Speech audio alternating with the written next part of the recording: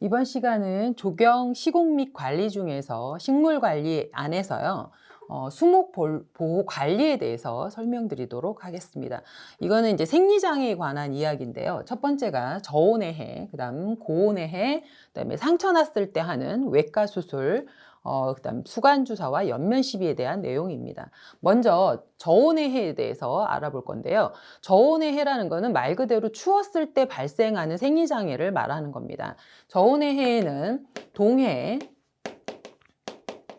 냉해, 그 다음 상열, 상종 이런 것들이 있습니다.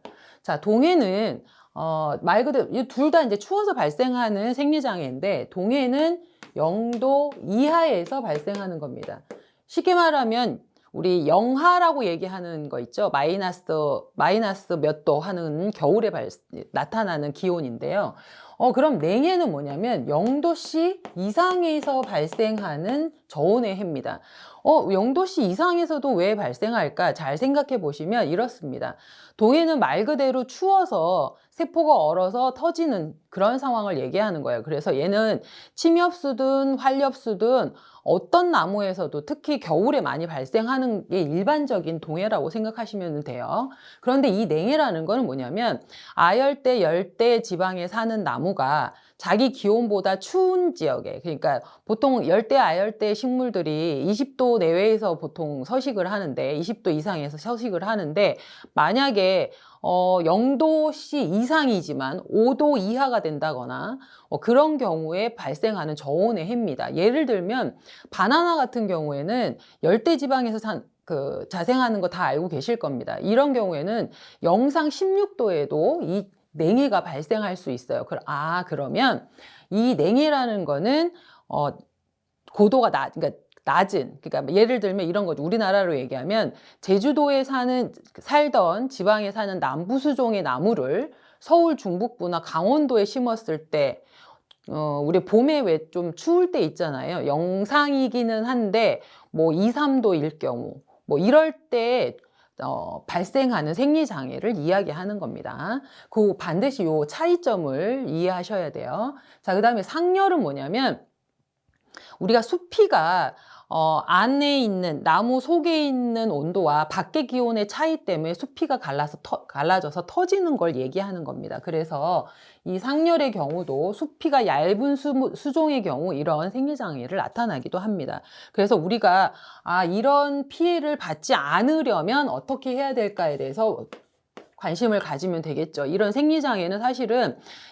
우리 농약을 뿌리거나 이런 문제가 아니라 어떻게 관리를 하느냐에 따라서 이거는 충분히 방제가 가능합니다. 그러니까 우리가 뭐 병해라든지 충해는 내가 의도치 않고 관리를 잘하더라도 외부의 침입으로 인해서 발생할 수 있지만 이건 환경만 잘 개선해주면 충분히 이런 것들을 예방할 수 있다는 거죠. 그래서 우리가 생리장애 이런 것들은 나무에 미리 예방 차원에서 관리만 잘해주면 발생하지 않는 장애라고 생각하시면 됩니다.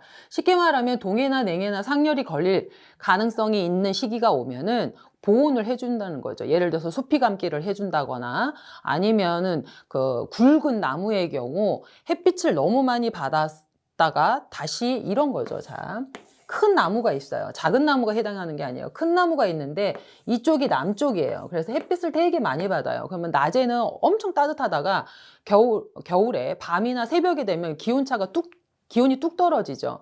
그래서 이런 경우에 흰색 칠을 해주거든요. 아마 과수원 같은 데 아마 보셨을 거예요. 석회를 칠해주거나 이렇게 하거든요. 그러면 이제 빛이 반사가 되겠죠. 그래서 이 내부 온도와 외부 온도의 차이를 조금 줄여주는 역할을 하는 것들이 있습니다. 그래서 냉해 방지나 상열 방지를 위해서 이렇게 수피에 석회칠을 해주기도 합니다.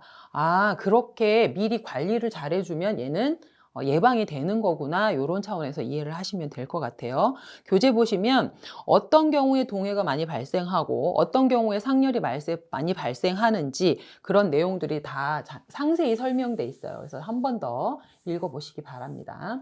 자, 그러면 저온의 해가 지금 추위에 의한 거라면 고온의 해는 너무 더워서 발생하는 겁니다. 자, 보시면 껍질 떼기 해가지고 피소. 그 다음에 한발의 해라는 게 있어요. 한발. 아까 얘기하는 동해하고는 좀 다릅니다. 이거는 가뭄에 관한 얘기예요. 이제 건조해서 발생하는 겁니다. 이런 것들이 발생한다는 거죠. 피소는 조금 전에 겨울철에 수피가 터져가지고 추워서 터져서 생기는 상열이 있다면 여름철에는 햇빛에 너무 따가워서 터지는 이런 경우가 있습니다. 그래서 우리가 이거를 피소, 껍질대기라고 얘기합니다. 여기 보시면 약한 수종의 경우, 그러니까 조금 전에 그 저온에 피해서 상열에서도 마찬가지지만 수피가 얇은 그런 경우에 나빠집니다. 이런 생리장애를 당합니다. 특히 흉고직경이 클 경우에 많이 당합니다. 그래서 그런 경우에는 석회치를 해주거나 수피 감기를 잘 신경 써서 해주면 된다는 거죠. 자, 그 다음에 이 한해라는 거는 금방 말씀드렸지만 가뭄의 해예요. 그러니까 너무 건조할 때 생기는 생리장애인데 이럴 때는 한 발의 약한 수종에 대해서 이해를 하시면 됩니다. 예를 들어서 우리가 호습성인 수종의 경우는 이 한 발의 해를 더 강하게 받겠죠. 그럴 경우에 이 문제가 어떻게 나오냐면 다음 중 한 발의 피해가 예상됐을 때 가장 먼저 관리해야 되는, 가장 신경 써서 관리해야 되는 수종은 아니면 한 발의 피해가 생겼을 때 어떻게 조치를 취해야 하는가 뭐 이런 문제가 나왔을 때 한 발의 피해가 약한, 그러니까 강한, 이 한 해에 약한 수종이 있겠죠. 다시 말하면 호습성인 나구송이라든지 버드나무 종류 애들은 관수에 더 신경을 써줘야 된다는 거죠. 그거에 대한 이해를 하시기 바랍니다. 그래서 그럴 때 관수 방법에 대한 설명이 나와 있어요. 그래서 그런 거 여러분들이 교재에 있는 걸 한 번 더 읽어보시기 바랍니다. 자, 그 밑에 그 설명에는 또 하나 나오는 게 서리의 해입니다. 사실은 저온의 해에서 아까 동해와 냉해, 상열이 있다 그랬잖아요. 이때 추위의 해에 서리의 해도 있습니다. 서리는 크게 조상과 만상으로 나누는데요. 말 그대로 조상은 이른 서리, 얘는 늦서리입니다.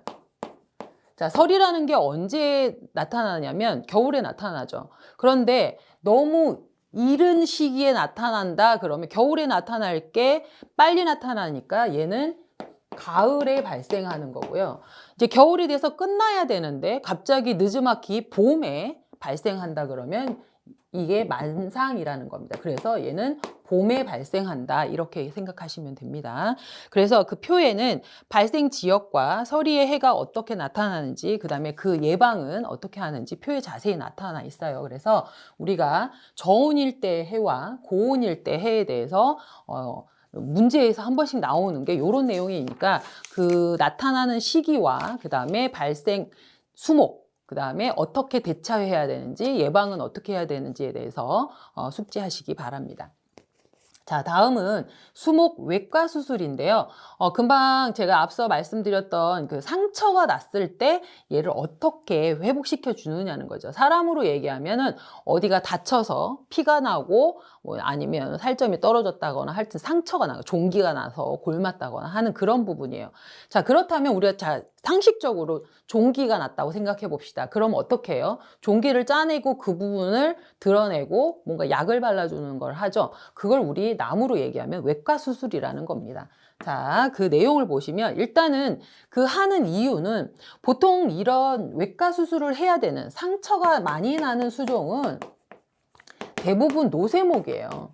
자, 노쇠목이라는 거는 다시 말하면 큰 나무예요. 노거수.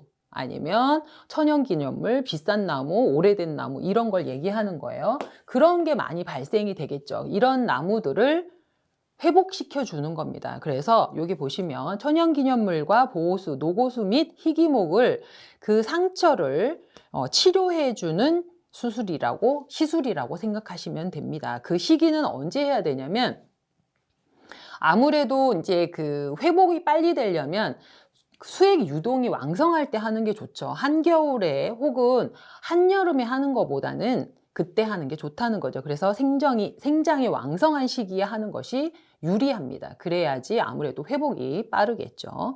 외과 수술 순서가 많이 문제에 나옵니다. 그래서 순서를 다시 한번 볼게요. 자, 일단은 상처가 난 부위를, 부패 부위를 제거하는 게 첫 번째입니다. 썩은 부위. 우리 사람으로 얘기하면 종기난 부분을 없애야 되겠죠. 그래서 부패부 제거입니다.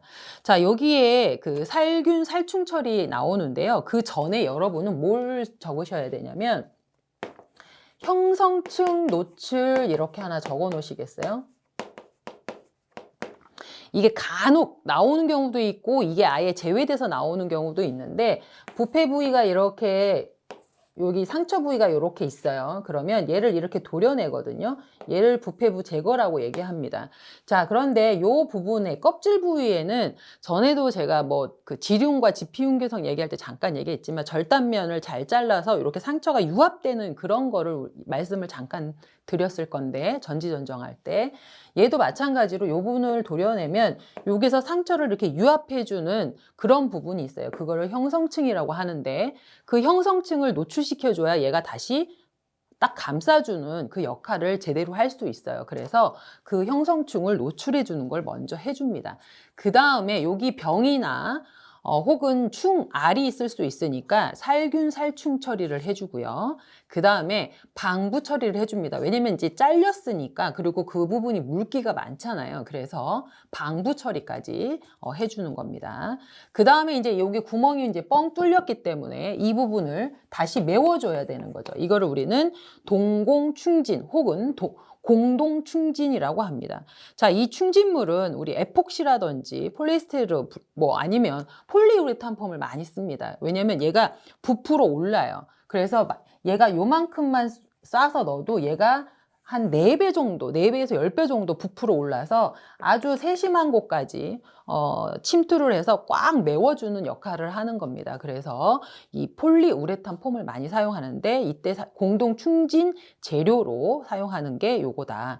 자, 그 다음에 이제 그 우레탄 폼 같은 경우에는 포슬포슬해요. 그러니까 그 부분을 경화 처리를 해줘야 됩니다. 안 그러면 얘가 또 다시 뜯겨 나가니까요. 그리고 뭐 상처나 이런 게 더 생길 수 있기 때문에 침투할 수 있기 때문에 표면을 경화 처리를 해줍니다.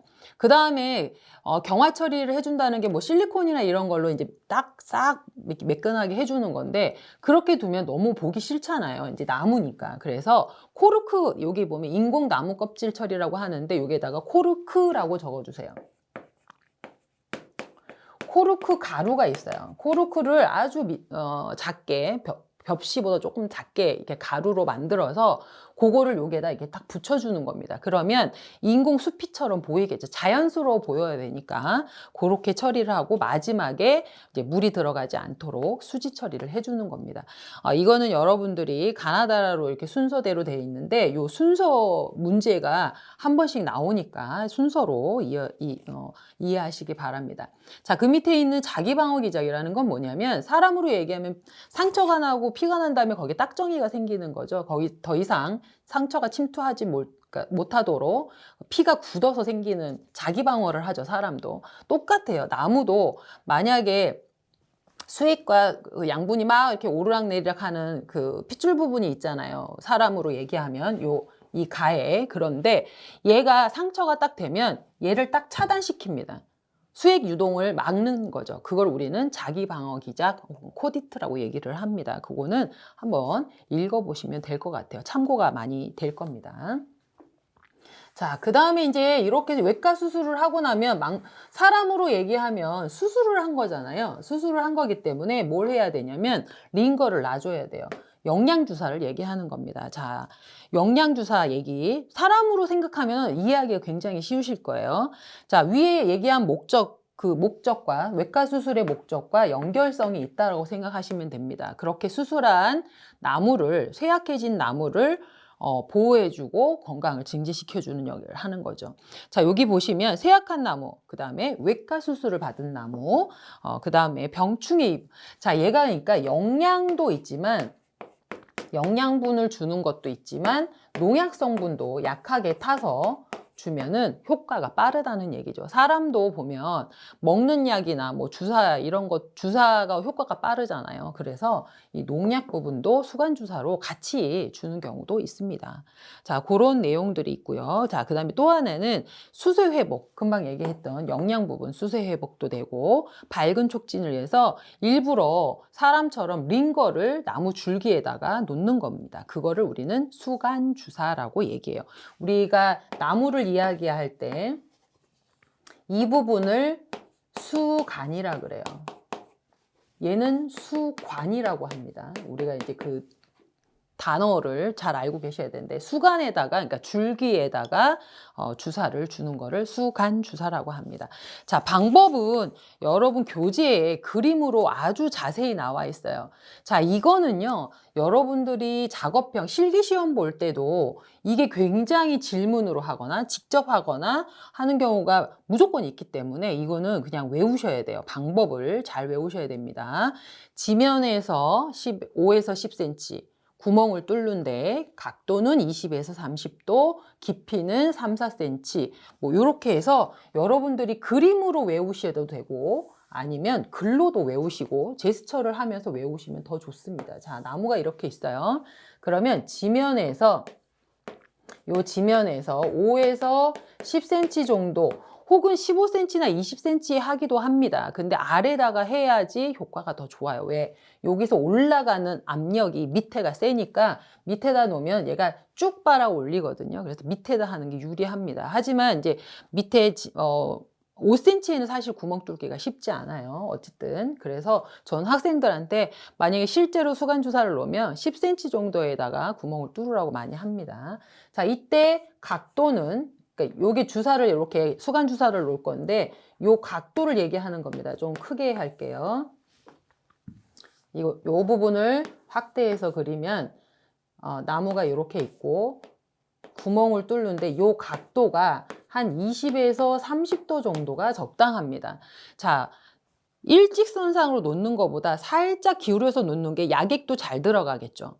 그런데 그럼 이렇게 하지? 그러면은 거꾸로 우리 쉽게 생각하면 그러니까 제가 항상 사람으로 말씀을 많이 드리는데 우리 사람으로도 얘기하면 링거를 놓을 때 이렇게 놓지 않죠. 이렇게 놓는 이유가 뭡니까? 가는 방향으로 되도록이면 하려고 그러죠. 근데 가는 방향이면 이렇게 뚫어야 되는데 이렇게 하면은 약이 밑으로 쏟잖아요. 그래서 가장 적당한 각도가 20에서 30도라는 거죠. 자, 그 다음에 구멍 깊이.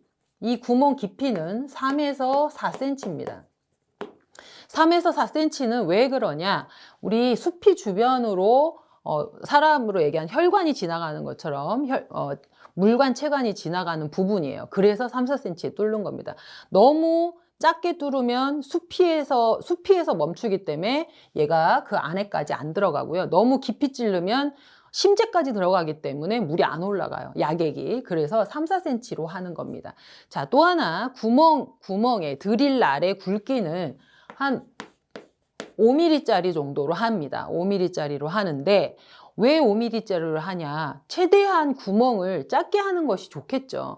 뭐 요즘에는 1cm짜리도 나와요. 1cm짜리 구멍으로 하기도 합니다. 그런데 5mm짜리가 가장 적합하다는 얘기죠. 그래서 우리는 뭘 외워야 되냐? 여기 지면에서 5에서 10cm, 각도는 20에서 30도, 그 다음에 그 깊이는 3에서 4cm, 구멍 굵기는 5mm 정도가 적당하다.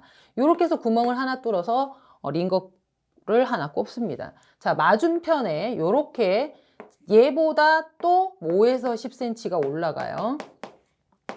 두 군데를 뚫는 겁니다. 마주보게 이렇게 뚫는데 여기에다 똑같은 방법으로 실시하죠. 그러면 이 링거는 요렇게 달리는 거겠죠. 빨간 걸로 표시할게요. 여기 밑에서 이렇게 올라오고 여기서 올라오겠죠. 자, 그러면 링거 주머니가 이렇게 있겠죠. 여기서 달리는 거니까 얘는 이 거는 거는 사람 키만큼 높이에 걸면 됩니다. 우리 링거도 주사 맞을 때 링거병 조금 위에다 걸죠. 예, 얘 높이는 한 180cm 정도라고 얘기해요. 사람 키 정도 이렇게 생각하시면 됩니다. 이렇게 해서 수간 주사 놓는 방법이에요. 이거는 제가 다시 한번 말씀드리지만 그림으로 그 다음에 글로 다시 한번 숙지를 하시는 것이 좋아요. 문제에서 많이 나오는 얘기입니다. 언제 한다고요? 수액 유동이 좋을 때 해야겠죠. 외과 수술하고도 마찬가지입니다. 얘도 마찬가지로 수액 유동이 왕성하고 맑고 화창한 날 해야 얘가 쭉 빨아 당길 거 아니에요. 그래서 화창한 날, 맑은 날 또는 수액 유동이 왕성할 때 아무 때나 해도 상관은 없습니다만 그렇습니다. 자, 그럼 여기서 의문점이 왜 2개를 뚫을까? 큰 나무는요 3개, 4개도 뚫습니다. 그래서 근원 직경에 따라서 뚫는 구멍의 개수가 좀 다르게 돼요. 아니면 작은 나무의 경우는 뭐 1개만 뚫겠죠. 그런데 우리가 일반적으로 수간주사 놓는 거는 노세모, 그러니까 큰 나무의 경우라서 2개 이상 뚫는다고 보시면 돼요. 효과를 더 보기 위한 겁니다. 이런 질문들을 사실 시험에도 실기시험 볼 때도 질문을 하는 내용이기 때문에 여러분은 이 내용을 잘 메모하셨다가 작업형 실기시험 때도 적용하시면 됩니다. 자, 이제 그다음 옆면십인데요. 옆면십이라는 거는 잎에다가 비료를 주는 거예요. 옆면 시비. 우리가 보통 앞서 우리 그 시비 관리에서 배우실 때 뭐 땅에다 주거나 땅을 파서 주거나 뭐 땅을 파갖고 둘레에다 준다거나 하는 방법들을 배우셨잖아요. 그거는 우리 밑거름이나 다량 원소의 경우는 그렇게 주는 게 맞습니다. 그런데 옆면 시비의 경우는 이제 미량 원소의 경우 아주 극소량이 들어가기 때문에 그렇게 그 거름 복합 비료에 조금 섞여서도 들어가지만 잎에다 줬을 때 효과가 더 많이 빨리 나타나는 거겠죠. 자, 그 목적은 약해나 동해, 공해 또는 인위적인 해에서 나무가 약해졌을 때 잎의 양분을 공급해 주기 위해서 하는 겁니다. 자, 이에 또 마찬가지로 맑은 날 오전에 하는 것이 좋습니다. 방법은 항상 제가 농약할 때도 말씀드리지만 희석 횟수를 지켜서 합니다. 필요 농도로 희석해서 충분히 젖도록 분무살포하면 가장 효과가 좋습니다. 실제로 잎에다가 이렇게 딱 옆면 시비를 하면 금방 잎이 파릇파릇해지고 잎이 막 쫙쫙 잘 커지고 그렇습니다. 특히 우리 실내식물에서는 관엽식물 같은 것들은 옆면 시비 해주면 효과를 가장 많이 보실 수 있습니다.